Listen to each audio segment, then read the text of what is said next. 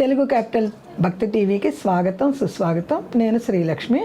ఈరోజు మనతో సంస్కృత పండితురాలు, జ్యోతిష నిపుణులు, కవయిత్రి, రచయిత్రి, ఆధ్యాత్మికవేత్త డాక్టర్ కుప్పాశ్రీ విజయశ్రీ గారు ఉన్నారు. విజయశ్రీ గారు నమస్కారం అండి. శ్రీలక్ష్మి గారు నమస్కారం అండి.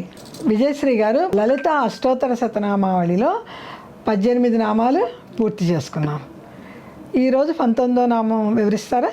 తప్పకుండానండి. 19వ నామం దగ్గరికి వచ్చేసరికి కంఠసీమలో ఉన్నటువంటి ముత్యాల హారం వర్ణన అయ్యిందండి. అత్యద్భుతమైనటువంటి తిరుగులేని మంగళప్రదమైనటువంటి ఒక వర్ణన ఉంది దీంట్లో.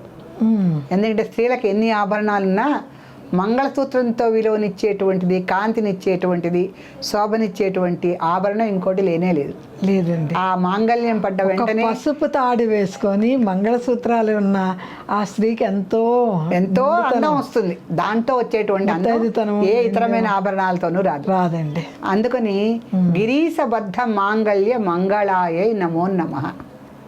గిరీశబద్ధ, గిరీశుడు అంటే శివుడు. ఆ గిరీశుడు అంటే గిరిజకి ఈశుడుగా, గిరిజకి ఈశుడు. ఇంకా అనేక అర్థాలు ఉన్నాయి. ఇక్కడ మనము గిరిజేశుడు అనుకుందాం, అంటే శివుడు. గిరీశబద్ధ మాంగళ్య, ఆయన చేత కట్టబడినటువంటి మాంగళ్య మంగళాయే నమో నమః. శివుడి చేత కట్టబడిన మాంగళ్యంతో మంగళమైనటువంటి రూపం గలది అమ్మవారు. గిరీశబద్ధ మాంగళ్య మంగళాయే నమో నమః. అయితే గిరీశబద్ధ మాంగళ్య మంగళాయే నమో నమః అనే నామాన్ని ఇక్కడ మనకి ఎందుకు వర్ణించారు అంటే, ప్రతి దాంట్లోనూ ఇహము పరము రెండు చెప్పారు. ఇహము చూసుకుంటే మాంగళ్య ధారణ అనేది మాంగళ్యం తంతునానేనా మమ జీవన హేతున, నా జీవనానికి హేతువైనటువంటి మాంగళ్యం అనేటువంటి మంత్రమే ఉంది. అవునండి. కంటే బద్నామి శుభగే. ఇదంతా కంఠంలోనే అందరూ బంధించుకుంటారు మంగళసూత్రాన్ని. ఎవరు చేతికిను ఇంకో వేలికి ఏమీ కట్టుకోరు. అందరూ కంఠంలో ఎందుకు పెట్టుకుంటారు అంటే, ఆ మంగళసూత్రాలు అనేవి మన హృదయానికి దగ్గరగా ఉండాలి. ఇప్పుడు ఆ మంగళసూత్రాలు మన హృదయానికి దగ్గరగా ఉండాలి. అందుకని మంగళసూత్రాలని బయటికి ఎవరు వేసుకోవద్దని చెప్తారు. అవును. ఆ మంగళసూత్రాన్ని బయటికి వేసుకుంటే దాని యొక్క మంగళత్వంలోనూ హృదయానికి దగ్గరగా ఉన్నప్పుడు మన హృదయం ఎలా ఉందో దానికి కూడా తెలుస్తుందిగా. అంటే బంగారానికి గ్రహించే గుణం ఉంది బాగా, అందుకే కరుగుతుంది అది బాగా. అవునండి, ఒంటి మీద కరుగుతుంది. మనం ఇప్పుడు గాజులు వేసుకుంటే అరుగుతాయి అంటారు. ఎందుకని మనమేమి వీటిని అరగదీయం, అవే అరుగుతాయి మళ్ళీ మన బాడీ టెంపరేచర్కి. అందుకని మన బాడీ టెంపరేచర్తో ఇమ్యూన్ అయ్యే మెటల్ మనం వేసుకుంటాం, అదే బంగారం. ఆ బంగారాన్ని లోపలే ధరించి ఉండాలి మాంగళ్యం వరకు, అది లోపల ధరించి ఉండాలి. ఆ మాంగళ్యాన్ని అమ్మవారు ఎందుకు ధరించింది? ఆవిడే మంగళ మహర్షి. ఆవిడే ధరించింది అంటే, ఈ మంగళ ఈశుడెవరు? మన శివుడు. ఈవిడెవరు? మంగళాలకి శ్రీమంగళమైనటువంటి మంగళ శ్రీ మహద్దేవత ఎవరయ్యా అంటే మన అమ్మవారు. ఈవిడికి మళ్ళీ మాంగళ్యం కొత్తగా ఎందుకు? ఈవిడే సర్వమంగళ మాంగళ్యే శివే సర్వార్థ సాధికే శరణ్యే త్రయంబకే దేవి నారాయణి నమోస్తుతే. సర్వమంగళ ఆవిడే. అంటే అసలు మనం చెప్పుకోవాలంటే స్త్రీలకి మంగళత్వం అనేది సహజమైనటువంటి గుణం. అమ్మవారు పుట్టిందనే అంటారు ఎవరైనా ఆడపిల్ల పుడితే ఇంట్లో. అవునండి. ఆ మంగళకరమైన గుణాలన్నీ అమ్మవారికి ఉన్నట్టుగానే స్త్రీలకు కూడా అమ్మవారు ఇచ్చింది. అవునవును. అందుకని స్త్రీ ఎక్కడైతే ఆడపిల్ల పుట్టిందో అక్కడ మంగళకరమైనటువంటి విషయాలు జరగడానికి అవకాశం ఉంది. స్త్రీలకి అనేక రకాలైన సందర్భాల్లో పండగలు పబ్బాలు చేస్తూ ఉంటారు. అచ్చట్లు ముచ్చట్లు బోల్డ్ ఉంటాయి. మనకు శుభకార్యాలు బోల్డ్ జరుగుతూ ఉంటాయి ఆడపిల్లలు ఇంట్లో ఉంటాయి. అందుకని ఎందుకంటే మగపిల్లవాడికి ఉపనయనము వివాహము, ఉపనయనం చేసినప్పుడు కదా, అది కూడా పెళ్లికి ముందరే చేస్తున్నారు కనుక పెళ్లి వరకు అచ్చట్లు ముచ్చట్లు ఉండవు. ఆడపిల్లలకి ఎన్ని ఎన్ని రకాలైనటువంటి భోగాలు, ముచ్చట్లు, పండగలో ఒడి బియ్యం దగ్గర నుంచి మనం బోల్డ్ రకాలుగా చేస్తూ ఉంటాం. ఆడపిల్లగా తయారవుతున్న సందర్భం నుంచి మనకు అన్నీ కూడా పండగలే. అలా మనం ఆడపిల్ల ఇంటికి వచ్చిందంటే ఆ పండగకు ఉండేటువంటి కళే వేరు. ఆడపిల్ల నట్టింట్లో తిరుగుతూ ఉంటే ఆ యొక్క ఇదే వేరు. శ్రీ మహాలక్ష్మి తిరుగుతున్నట్టే ఉంటుంది. ఆ రకంగా ఒక మహా ఉపాసకుడు ఉన్నాడండి, తాడేపల్లి రాఘవ శర్మ ఆయన పేరుతో ఉంది. ఆయన ఇంటికి ఎప్పుడు ఎవరు వచ్చినా ఒక చిన్న ఆడపిల్ల బయట ఆడుకుంటూ కనిపించేట. ఎవరు అడిగేవారు కాదు, వాళ్ళ మనవరాలు వచ్చి ఉంటుందిలే అనుకుంటూ ఉండేవారు. ఇలా ఒక రోజు ఎవరో ఒక ఆయన చాలామంది చూసిన మీదట, ఎవరండి ఎప్పుడు మీ ఇంట్లో ఒక అమ్మాయి బయట ఆడుకుంటూ ఉంటుంది, చక్కగా ఉంటుంది, ఆ పిల్ల మీ మనవరాలా అన్నట్ట. మా ఇంట్లో ఎవరు చిన్నపిల్లలు లేరే అన్నట్టు. ఆయన మహాభక్తుడు. అదేమిటి అంటే అప్పుడు వెళ్ళి ఆయన చూస్తే అక్కడ అమ్మవారు చక్కగా ఎర్ర పరిగిణి కట్టుకుని ఆడుకుంటూ కనిపించింది. తల్లి, వాళ్ళెవరో చెప్పే వరకు నాకు నువ్వు దర్శనం ఇవ్వలేదు, వాళ్ళందరూ నీ దర్శనం చేసుకుని నా దగ్గరికి వస్తున్నారు ఎన్ని రోజులు, ఇప్పటికైనా నన్ను కటాక్షించావు తల్లి అనుకున్నట్టు ఆయన. చాలా అట్లా ఆయన ఇంట్లో వాకిట్లో ఆడుకుంటూనే తిరిగేది అమ్మవారు. ఆడపిల్ల అంటే అది.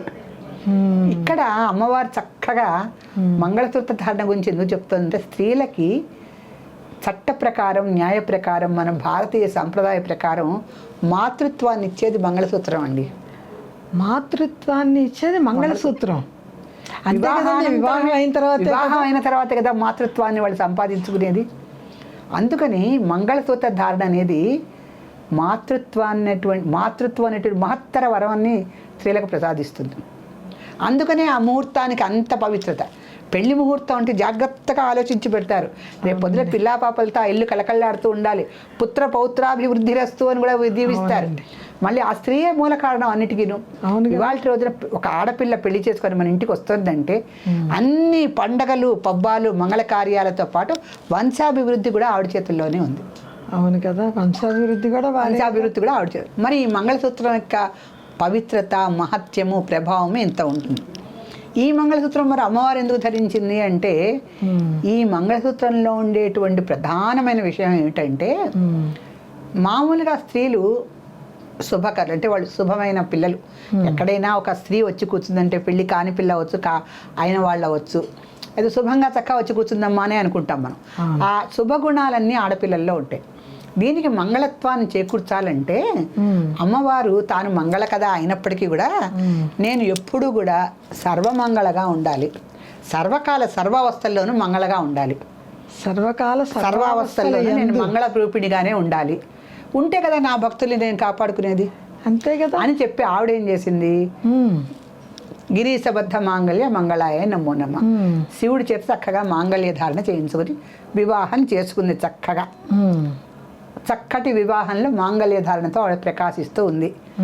ఇదే కామేశబద్ధ మాంగళ్య సూత్రశోభిత శాస్త్రంలో మనకి.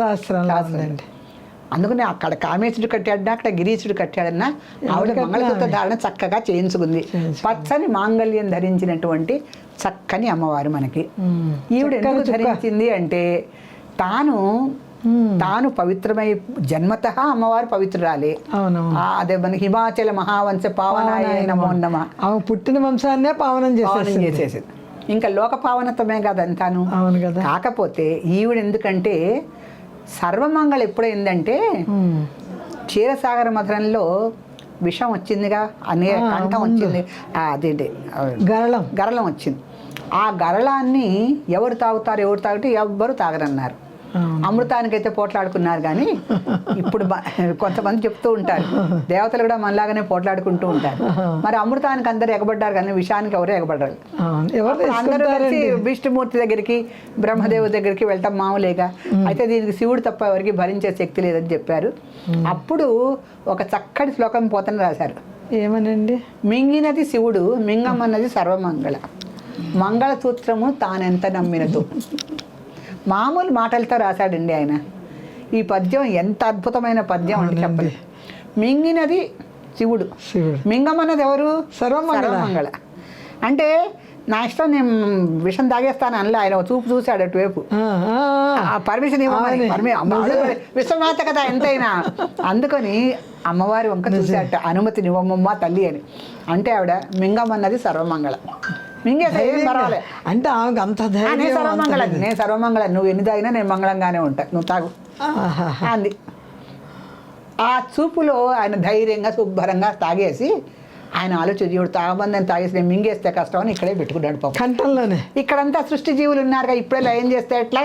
వాళ్ళకి టైం కూడాలి, అప్పుడు లయం కదా, లయకారకత్వం అప్పుడే చేస్తే ఎట్లా మనకోసమే. అందుకని చేసి కంఠసీమలో దాకు పైకి కక్కితే భూలోకం అంతా పోతుంది, లోపలైతే జీవులన్నీ నశిస్తాయి. అందుకని కంఠంలో నీలకంఠుడు అయ్యాడు పాపం. నీలకంఠుడు అయినా అమ్మవారికి సర్వమంగళ నేను నాకే ఉంది, సర్వమంగళ మాంగళ్య శివే సర్వాధికారికి అనుకుంది ఆవిడ. అందుకని ఆవిడకి ఏమీ ఇబ్బంది లేదు. మింగినది శివుడు మింగమన్నది సర్వమంగళ, తన మాంగళ్యమును ఎంత నమ్మినదో అంటాడు ఆయన. ఆ మంగళసూత్రం మీద ఎంత నమ్మకం ఉంటే శివుని చక్కటి మాట తాగగానే నా మంగళసూత్రం ఏమవుతుందో అనుకోకుండా మింగమన్నది సర్వమంగళ. ఇంత చక్కగా రాశాడు ఆయన పద్యం. అందుకని ఆవిడ సర్వమంగళగా ఉండదలుచుకొని ఆయన విషం తాగమన్నప్పుడు ఈవిడికి మంగళత్వం అనేది సర్వదా ఎప్పుడు సర్వకాల సర్వావస్థలను ఆవిడ మంగళప్రదురాలే. ఎందుకంటే ఆవిడకి ఎప్పుడు ఏమీ అవదు. ఆవిడ మంగళసూత్రాలకు ఉన్నటువంటి మహిమ, శక్తి, ఆయుష్ అంతకాలంది. అటువంటి మంగళకరమైనటువంటి మంగళాదేవిని మనం మంగళసూత్ర దర్శనంతో చేస్తే ఆ మంగళత్వం అంతా మనకు వచ్చినట్టేగా. అంతే కదా. అంటే మంగళసూత్రంతోనే మంగళత్వం ఉందా అనేటువంటి ప్రశ్నలు కూడా చాలామందికి ఉంటాయి. మంగళత్వం అనేది ఒక భావన. అది మంగళసూత్రం ద్వారా కొన్ని మతాల వాళ్ళు, కొన్ని కులాల వాళ్ళు తెచ్చుకుంటారు. అది లేకుండా కూడా తెచ్చుకున్న మంగళభావాలు ఉండొచ్చు, తప్పులేదు. మన సంప్రదాయ ప్రకారం, తెలుగువారి సంప్రదాయ ప్రకారం మనకు తెలిసినంతలో మంగళసూత్ర ధారణ అనేది ముఖ్యం. కొంతమంది సింధూరమే పోసుకుంటారు, కొంతమంది నల్ల పూసలే కట్టుకుంటారు. మంగళ భావన అనేది అక్కడ ముఖ్యం. అవునవును. అది సూత్రమా, కుంకుమ, లేకపోతే హారమా అనేది తర్వాత విషయం. వాళ్ళ సంప్రదాయం బట్టి వాళ్ళు చేసుకోవచ్చు. కానీ మంగళ భావన అనేది ముఖ్యం. మన సంప్రదాయ ప్రకారం అమ్మవారు మంగళసూత్రం ధరించింది. మనం అమ్మవారి సంప్రదాయాన్ని ఫాలో అవుతున్నాం, మనం మంగళసూత్రం ధరిస్తాం. మన అదృష్టం, మన అదృష్టం. ఇంకొకటి ఏం చెప్తున్నారు దీంట్లో, ఈ మంగళసూత్ర ధారణ ఉన్నటువంటి కుటుంబాల్లో పుట్టడం మన అదృష్టం మీరు చెప్పినట్టు. ఎందుకంటే ఈ మంగళసూత్రం చూసి అనేక మంది స్త్రీలను వదిలేసినటువంటి, అవునండి, మంగళసూత్ర ధారణ చేసిన స్త్రీల జోలికి వాళ్ళు రాలేదట. ఎందుకంటే వీళ్ళకి వివాహం అయింది, వీళ్ళ జోలికి వెళ్ళకూడదు అని చెప్పేసి అలా కూడా లేకుండా మనకి పెహల్గాంలో చంపేశారు పాపం. అది వేరు. సో అందుకంటే ఆ కాలంలో కొంచెం పురుషులకి మంగళసూత్రం ఉన్న స్త్రీల జోలికి వెళ్ళకూడదు అనేటువంటి ఒక సంస్కారం ఉంది, మానవత్వం. ఇప్పుడు అది కూడా వదిలేశారు. అయితే ఈ మంగళసూత్రం అనేది ఇంకొక విషయంలో చెప్పాలంటే ఎంత అద్భుతమైన రహస్యం దాగి ఉందంటే, ఈ మంగళసూత్ర ధారణ చేయటంలో శివుడు మన ఆత్మలన్నీ కలిపి ఆవిడ మెళ్ళలో మూడు ముళ్ళు వేశాట. మన సృష్టి స్థితి లయలు 3 ముళ్ళును, సృష్టి స్థితి లయలు 3 ముళ్ళు, ఎన్నో వేల ఆత్మలన్నీ కలిపి ఆవిడ మంగళసూత్రంలో ముడి వేసి పెట్టాడు. అది కాపాడుకోవటం నీ హక్కు. అంటే ఆమెకు ఒక బాధ్యత అప్పచెప్పాడు నీ బిడ్డలు. అది ఆధ్యాత్మిక రహస్యం. అది దాంట్లో ఎన్నో ఆత్మలన్నిటినీ కలిపి ఆవిడకి మంగళసూత్ర ధారణ అంటే సామూహిక. మరి ఆత్మలన్నీ లయకారకత్వానికి తీసుకెళ్లేది ఈయనేగా. బ్రహ్మ సృష్టించి వదిలేసాడు, ఆయన పని అయిపోయింది. స్థితికారకుడు విష్ణుమూర్తి పరిపాలించిన నాళ్ళు పరిపాలించి వాళ్ళకి ఆయుర్దాయం అయిపోయింది, ఈయన దగ్గరికే వదిలేస్తాడు. మరి వాళ్ళందరినీ కూడా లయం చేసేది ఈయనేగా. సృష్టి, స్థితి, లయ, ఈ మూడిటిని కలిపి 3 ముళ్ళు వేశాడు. ఆ 3 ముళ్ళల్లో అన్ని కోట్ల ఆత్మల్ని కూడా నిక్షిప్తం చేశాడు. దాన్ని ధరించి ఆవిడుంది. కొన్ని కోట్ల ఆత్మల యొక్క దారాన్ని ఆవిడ ముడిగా వేసుకొని మంగళసూత్రంగా ధరించి కూర్చుంది. ఇన్ని ఆత్మలు ఆవిడ మంగళసూత్రంలో బంధింపబడి ఉంటే మరి ఆత్మలన్నీ కూడా ఎలా భావించాలి? ఈ మంగళత్వాన్ని చక్కగా ఆసరా చేసుకొని జీవితాన్ని మంగళప్రదంగా గడుపుకుంటే ఆవిడ కూడా ముక్తురాలు అవుతుంది. అంటే ముక్తి ఇస్తుంది మనకి. స్థూల ముక్త ఫలోదారాయణ ఆ నామంలో ఉన్నట్టు మనకు ముక్తిని ఇస్తుంది. అలా కాకుండా నేను మంగళసూత్రంలో ఉన్నా కూడా అమంగళంగా ప్రవర్తిస్తాను అంటే అమంగళమైన ఆత్మలన్నీ రాలి పడతాయి, మంగళకరమైన ఆత్మలన్నీ ఆవిడ ముడుల్లో నిక్షిప్తమై ఉంటాయి. ఇది ఆధ్యాత్మిక రహస్యం. మాంగళ్యంలో ఉన్న నిగూఢమైన అర్థం అన్నమాట. ఆ మంగళసూత్రంలో ఉన్నటువంటి మంగళత్వము, పవిత్రత్వము, ఆధ్యాత్మిక రహస్యము అక్కడ దాగి ఉంది. దాన్ని కాపాడుకోవడమే స్త్రీల యొక్క కనీస కర్తవ్యం. అంటే మంగళసూత్రం అంటే మనం చెప్పుకున్నాం కనుక ఏ రకంగా సూత్రధారణ చేసిన వివాహమైన స్త్రీలు దాన్ని కాపాడుకుంటే సరిపోతుంది. గోడకో దిండుకో తగల్చకుండా ధరించినప్పుడు దాని యొక్క విలువ ఉంటుంది. అది ఇక్కడితో మనము 19 నామాలు పూర్తి చేసుకున్నాము. మాంగళ్య సూత్రధారణతో ఈ నామం ముగిసింది. సర్వమంగళ మాంగళ్యే శివే సర్వార్థ సాధకే శరణ్యే త్రయంబకే దేవి నారాయణీ నమోస్తుతే. శ్రీమాత్రే నమః. శ్రీమాత్రే నమః.